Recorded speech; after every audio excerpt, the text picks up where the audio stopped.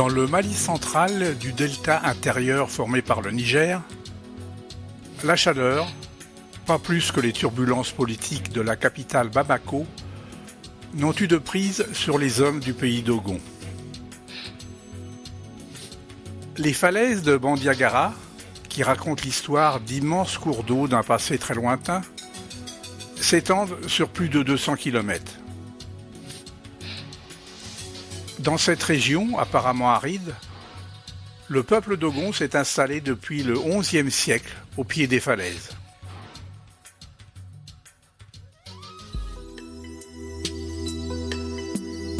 Amassagou faisait partie des 8 doyens du village. Ensemble, et fréquemment, ils se réunissaient sous la case à palabres pour discuter, se détendre et y résoudre les conflits. La faible hauteur des plafonds avait une action préventive. Elle empêchait les empoignades verbales de dégénérer en bagarre, ce qui arrivait quelquefois.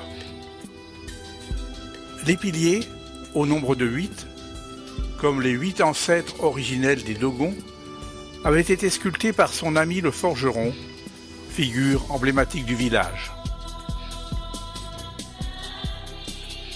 L'homme le plus âgé était le Ogon, qui perpétuait le respect dû aux anciens. Il habitait seul, comme le veut la tradition, dans la maison qui lui avait été réservée en haut du village, la Gina, dont les 80 alvéoles de la façade représentaient les 10 descendants qu'avaient eus les 8 ancêtres originels. Amassagou revoyait souvent les images qui avaient marqué sa vie. D'abord, la falaise des peintures rupestres, lieu consacré à la circoncision et interdite aux femmes.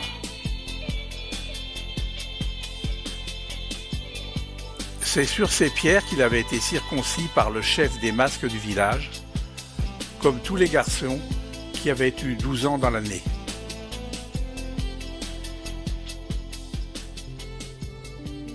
À cette époque, il n'y avait pas d'école, et très tôt il avait appris avec ses parents la culture des oignons et du mil.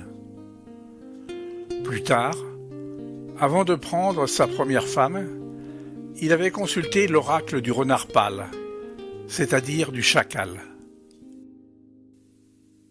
Celui-ci peut prédire l'avenir aux hommes, mais s'il connaît la parole, il a perdu la voix. Au crépuscule, le devin avait dessiné sur le sable des tables rectangulaires balafrées de cygnes, de bâtonnets verticaux, de cailloux, qui constituaient autant de questions. Puis, il avait déposé des graines d'arachide censées attirer le renard pâle. À l'aube, le devin avait traduit les traces laissées par le passage de la bête, constituant ses réponses sur ces tables de divination. Il pouvait fonder sa famille avec la femme qu'on lui avait choisie.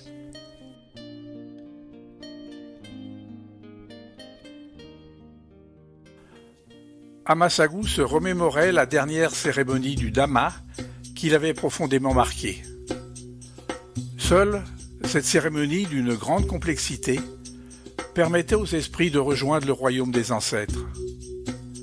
Les anciens avaient pris place autour de l'arène que constituait la place du village. Le battement des tambours pilonnait le sol poussiéreux. Ces figures de bois et de tresse, ces danses, exprimaient la formation du monde, l'organisation du système solaire, le culte des divinités ou le mystère de la mort.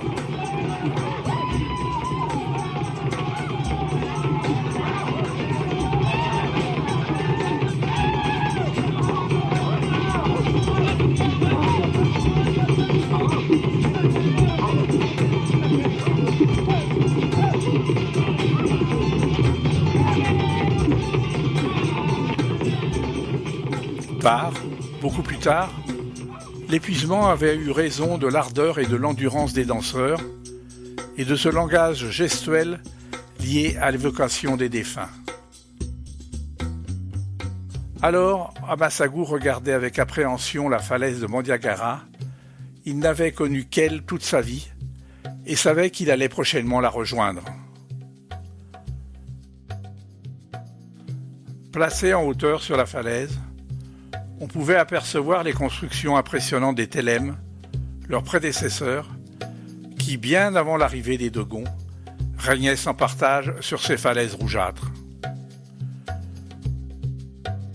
Sur les endroits les plus inaccessibles, là où elle est criblée de saillies, d'excavations, d'alvéoles, se trouvaient des sites archéologiques nimbés de mystères.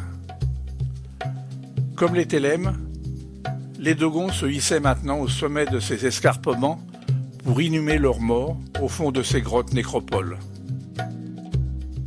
Amassagu connaissait le tombeau familial pour y avoir monté ses parents décédés à l'aide d'un cordage.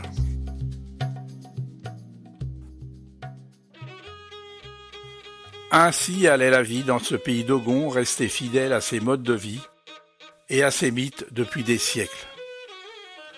Dans le chaos des éboulis, la frondaison vert tendre des manguiers et le toit conique en chaume gris des greniers, le pays Dogon se dévoilait doucement, presque timidement. Chaque élément semblait composer le décor d'un conte fantastique hors du temps. Hormis le dispensaire et l'école construite il y a une poignée d'années, rien n'avait changé depuis 1000 ans.